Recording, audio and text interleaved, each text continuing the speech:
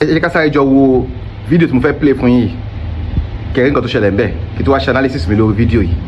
ẹ máa bá mi bọ̀. láti ayé aládùúgbò ìrọ̀lọ́ kan náà ló wọ àti wà láìpẹ́ babalika máa sọ olúfúnni tábù sísẹ́mù ẹ̀ṣẹ̀ ẹ̀yẹ kékeré èyí ṣe àwọn eléré ìsìn kan ló ń pàmòrò eléré gidi eléré táwa ti mọ̀ láti bẹ̀ ó dẹ̀ ṣe wà tí bá pé wà fúláìpẹ́ ẹ̀yà bí eléré bí mẹ́ta olóòlù máa lò wà fúláìpẹ́ àṣìláìpẹ́ tábù sísẹ́mù ìjọba dé mi olóṣèlú mọ́túmọ́ lé mi àwọn eléré táwọn lórí ẹ̀yẹ̀pẹ̀ pọ́ọ̀fù ìkẹ́lẹ́ kọrin tí o bá ti sí àlùkò bẹ́ẹ̀ kò dáa tó àyíká ń pe ẹgbẹ́ máa ṣe àjọyọ̀ ẹ̀ ṣe ẹ̀tọ́ da aráyé tẹ́ ẹ bá fẹ́ ká máa wá bẹ́ẹ̀ ẹ máa pe tábù sísẹ́ ẹ máa pe àṣìkò àìdè ẹ máa pe ẹ̀sìn àìdè ẹ̀sà àwọn eléré nìyẹn táwọn mọ̀ tí ń kó wálé fún ọdún bí ẹ wò ó tẹ́ ẹ bá wọ tábù sísẹ́ lórí stage tí bá tọ́wọ́ wọ aṣọ ẹ mọ̀ pé eléré ló wá ṣe é kú ẹ ṣe ká lọ kókó àbọ̀ká mi ní létí ẹ ní yóò dùn ún lá inú yìí máa dùn pé ẹgbẹ́ eléré ìdí ẹ̀ táwọn fi súnmọ́ nìyẹn. Taye Currency mi da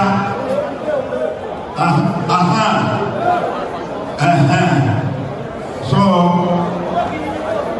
wọ́n ní eré ṣùgbọ́n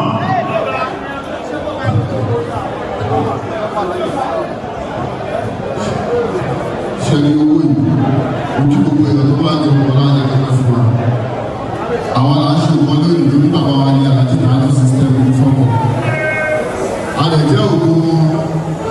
gẹ́gẹ́ bẹ́ẹ̀ tí wọ́n gbé ọkọ̀ fọ̀pọ̀ ní bàbá àwọn fọ̀pọ̀ ní Currency bàbá tó sì kó ìkéré owó àlùbáríkà ni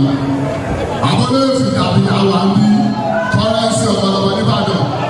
àwọn bàbá tẹ̀ka ẹ̀rọ ìdàgbà àtàsímọ̀ ìbàdàn tó ìdá àwọn aláwọ̀ sọ lọ́wọ́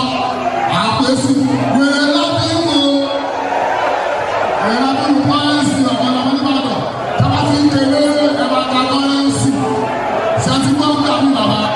àwọn ọmọdé náà láti dàgbà ìgbà tí yín nìyẹn ìgbà tí wọn ló ṣe kí ni ló ṣe bàbá ìbàdàn náà dúró.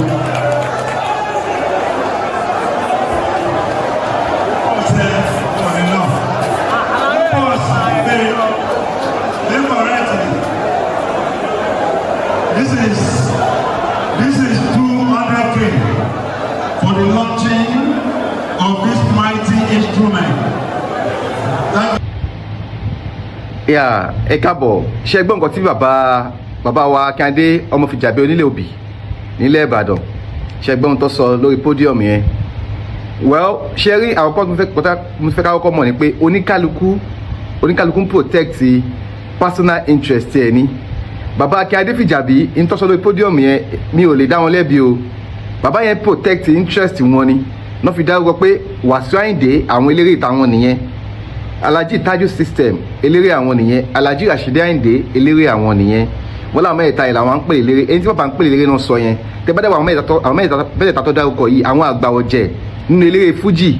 ni wọ́n dárúkọ, méjì ni wọ́n jẹ́ Ìbàdàn base, ìkan ni wọ́n jẹ́ Lagos base. So aṣọ ìgbà là ń dá fágbà àwọn tí bàbá Akíndé Fìjàbí tán bá jayé nìyẹn. So àwọn náà máa dárúkọ mi ò pé bàbá ò bùkù rárá. So ẹ̀tọ́ Alhaji Taye Currency náà ni pé káwọn náà padà wá sórí pódíọ̀mù yẹn níwọ̀n gbà tó yẹ pé wọ́n wà on seat tí wọ́n bá fi throw shade yẹn. So ẹ̀tọ́ Taye Currency láti protect interest àwọn náà ni pé èmi náà kì í ṣe lórí pápá ń golo àwa náà ń kọrin tọ́bádẹ́ ń sọ eléré nílẹ̀ Ìbàdàn yìí ṣe fọwọ́ sẹ́yìn kó fàjà gbogbo ìtàwọn èèyàn ń gbé caption oríṣiríṣi káàkiri máa bú bàbá Akíndé Fìjàbí àbí máa bú Taye Currency yẹn. Èmi opinion tèmi o tí mo wà entitled sí mi ò lè bú ẹ̀dì kankan náà méjèèjì. Bàbá yẹn support àwọn èèyàn tí wọ́n ní Currency náà ó gbèjà ara ẹni náà èèyàn máa ń fẹnu jà fẹ́tọ̀ ara ẹni. So mi ò ní blame anybody náà méjèèjì nǹkan pé jẹ́ kó lọ náà nìyẹn èjù wá bí náà jù padà ní 50-50 ni. So Taye Currency kò ní jẹ́ kó tẹ̀ wọn rè náà bàbá yẹn náà kò ní jẹ́ kó tẹ àwọn eléré tiwọn náà kó tẹ̀ rí Rashidi Àyìndé ó sì ń perform dáadáa ń bàdàn bàbá Taye System náà wọ́n yìí ń perform dáadáa ń bàdàn báwọn ló ń ṣe lọ́ńchì àwọn ló ń ṣe náwó but nǹkan táwọn èèyàn ò rí tí wọ́n note bẹ́ẹ̀ lèmi fẹ́ sọ ní táwọn èèyàn note bẹ́ẹ̀ ni pé wọn ò wo countenance baba Taju system yẹn àbí wọn ò wo reaction baba Taju system Alhaji Taju system yẹn ìgbà tí Currency fẹ́ fún wọn ní 200,000 yẹn bàbá yẹn inú bàbá yẹn ò dùn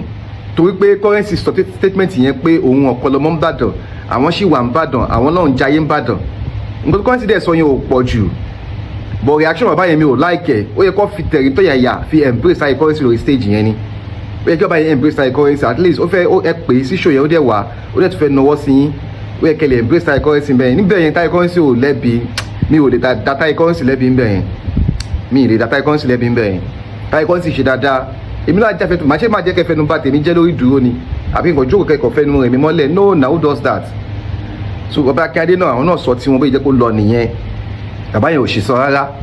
but bàbá Alhaji Taju system yẹn nìkan mi kàn like reaction wọn towards Taye Currency ń bẹ̀ yẹn òun lè jẹ́ pé orogún òwò kò lè kúrò láàrin àwọn onífújì